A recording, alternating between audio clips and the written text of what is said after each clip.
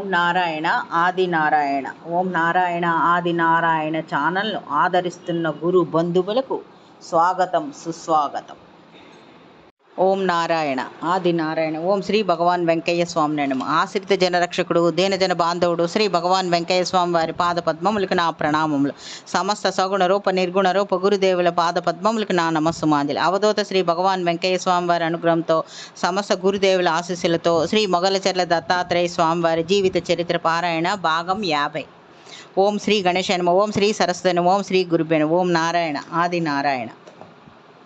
శ్రీ స్వామివారు మొగలచెర్ల దత్తాత్రేయ స్వామివారు ప్రాణత్యాగం చేయడానికే నిశ్చయించుకున్నారని శ్రీధర్రావు దంపతులు నిర్ణయించుకున్నారు. శ్రీ స్వామివారి ఆశ్రమం నుంచి తిరిగి వచ్చిన తర్వాత ప్రభావతి గారు దుఃఖం ఆపుకోలేకపోయారు. అమ్మ, నన్ను నీ పెద్ద కుమారుడిగా భావించుకొని శ్రీ స్వామివారు చెప్పిన మాటలు ఆమె చెవుల్లో మార్మోగుతున్నాయి. ఆ మాటే శ్రీధర్రావు గారితో చెప్పుకొని కళ్ళ నీళ్ళు పెట్టుకున్నారు ఆమె. ప్రభావతి అప్పుడు శ్రీధర్రావు గారు ఎలా అన్నారు, ప్రభావతి సాధకులకు, సన్యాసులు, అవధూతలకు బహుబంధాలకు దూరంగా ఉంటారు. అవధూతలను వారు తాము ఈ జన్మలో తమకు నిర్దేశించిన కార్యాన్ని పూర్తి చేసుకొని వెళ్ళిపోతారు. మన పోటీ గృహస్థులం మాత్రం ఈ లంపటం నుంచి బయటపడలేం. మనసు స్థిరపరచుకో. మనం ఏ వార్త వినడానికైనా సిద్ధపడి ఉండాలి. ఆ మహనీయుడు సాంగత్యం మనకు ఇంతకాలమే ప్రాప్తి. అదే ఆ భగవంతుడు ఇచ్చిన అవకాశం అనుకుందాం అని ఓరడించారు. ప్రక్క రోజు నుంచి ఆ దంపతులు తమ పనుల్లో తాము మునిగిపోయారు. ఆ మరుసటి రోజు సాయంత్రం శ్రీ స్వామివారు ఏప్రిల్ 30వ తేదీ నాడు తనను కలవమని శ్రీధర్రావు గారికి చెప్పి పంపారు. సరిగ్గా 4 రోజులు గడువు ఉంది 30వ తేదీకి. ఇన్నాళ్ళు తమ పరిచయంలో శ్రీ స్వామివారు ప్రత్యేకంగా ఇలా తేదీ చెప్పి ఆ రోజే కలవమని చెప్పలేదు. ఇప్పుడు ఏ వార్త వినాల్సి వస్తుందో అని కొద్దిగా అయోమయానికి గురయ్యారు ప్రభావతి, శ్రీధర్రావు గారు. సరే, అంతా భగవతేచ్ఛ, జరగాల్సింది జరుగుతుంది అని అనుకొని ఊరుకున్నారు. ఈ లోపల శ్రీ ఎక్కిరాల భరద్వాజ మాస్టర్ గారు ఒక ఉత్తరం రాశారు. తాను వ్రాసిన సాయి లీలామృతం గ్రంథాన్ని పంపుతున్నానని, ఆ గ్రంథాన్ని పారాయణం చేసి అభిప్రాయం తెలుపమని, ఆధ్యాత్మిక గ్రంథ రచనలో తమకు సహకరించమని ప్రభావతి గారికి ఈ ఉత్తరం ద్వారా కోరారు.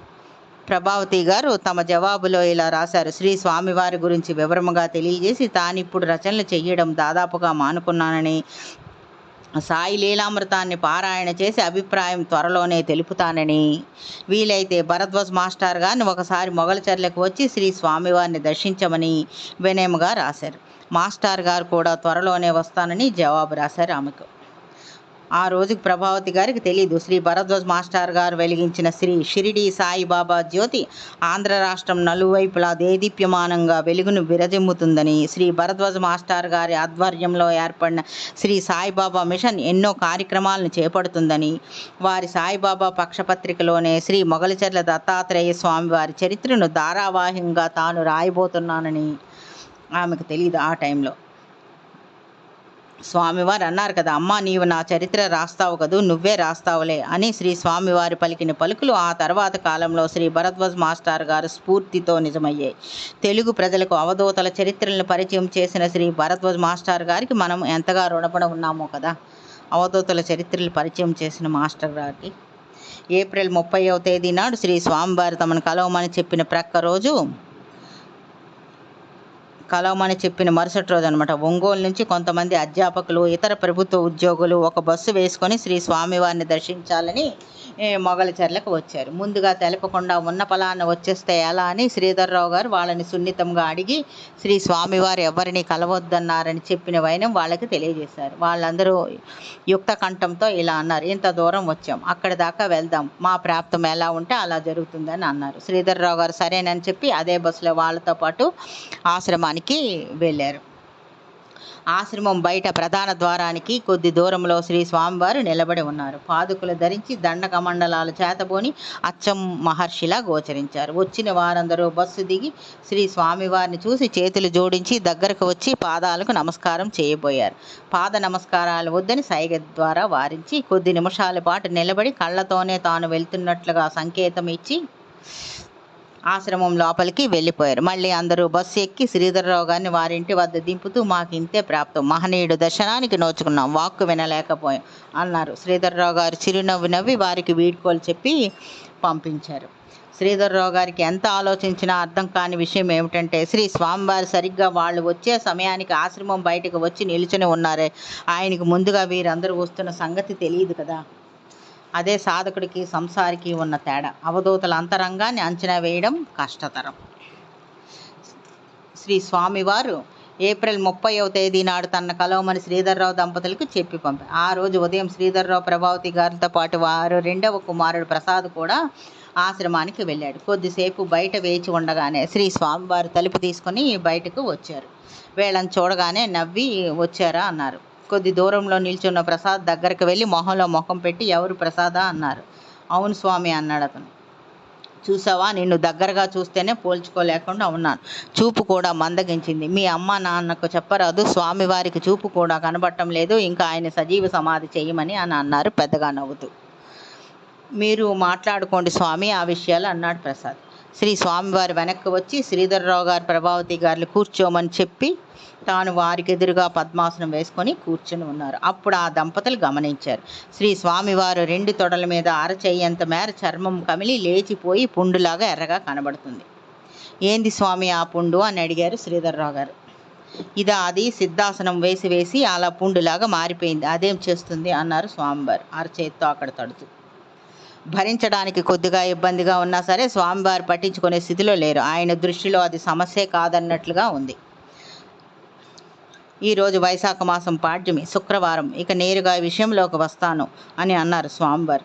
త్వరగా నేను ఈ దేహాన్ని వదిలివేస్తాను. మీతో చాలాసార్లు ముచ్చటించి ఉన్నాను. ఇక నా సజీవ సమాధి కూడా జరగదు. ప్రత్యామ్నాయ పద్ధతినే నేను చూసుకోవాలి. ఇంతకాలం చేసిన తపో సాధన ఒక కొలిక్కి వచ్చింది. మళ్ళీ మళ్ళీ చెబుతున్నాను, ఇది క్షేత్రంగా మారుతుంది అని అన్నారు స్వామివారు. ఇంకా ఇలా కొనసాగించారు. మీరు మాత్రం ఒక వారం పాటు ఇక రాకండి. నేను ఎవ్వరికీ అందుబాటులో ఉండను. ఎప్పటిదాకా నేను చేసిన సాధనంతా ముగింపుకు వచ్చే సమయంలో అవరోధం ఉండకూడదు అని అన్నారు స్వామివారు. దంపతులిద్దరూ సరే అన్నట్లుగా తలూపారు. శ్రీ స్వామివారి నిశ్చలంగా కొద్దిసేపు అక్కడే కూర్చొని ఇక మీరు బయలుదేరండి, మళ్ళీ వారం తర్వాత కలుద్దాం అని అన్నారు స్వామి. ఇంతకుముందు చెప్పిన దానికన్నా భిన్నంగా చెప్పినట్టు ఏమీ లేకపోయినా ఎందుకనో శ్రీ స్వామివారు చెప్పిన వారం గడువులో ఏదన్నా మర్మం ఉన్నదా అని ఆ దంపతులు ఆలోచించుకున్నారు. శ్రీ స్వామివారి మాటకు ఎదురు చెప్పడం ఎందుకు, ఒక వారం వేచి చూస్తే ఇక్కడికి వస్తే ఏదైనా ఉంటే ఆయనే చెబుతారు కదా అని సమాధానపడి ఇంటికి చేరారు. ఫకీరు మాన్యంలో శ్రీ స్వామివారి ఆశ్రమానికి ఉన్న ప్రహరీ గోడ పెద్ద ఎత్తుగా ఉంటుంది. అక్కడికి వచ్చిన పశువులు, గొర్రెలు మేకలు మేపుకోవడానికి వచ్చిన పశువులు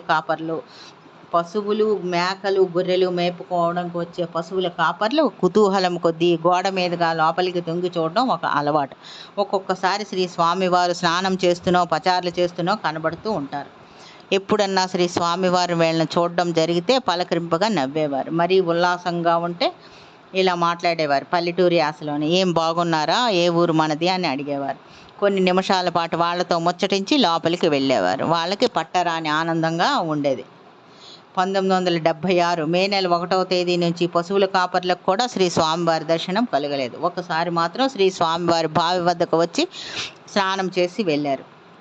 అంతే, ఎవరికి ఆ తర్వాత కనబడలేదు. ఆశ్రమం ప్రధాన గదిలో నేలమాలిగలోనే తీవ్ర సాధనలో మునిగిపోయారు స్వామివారు.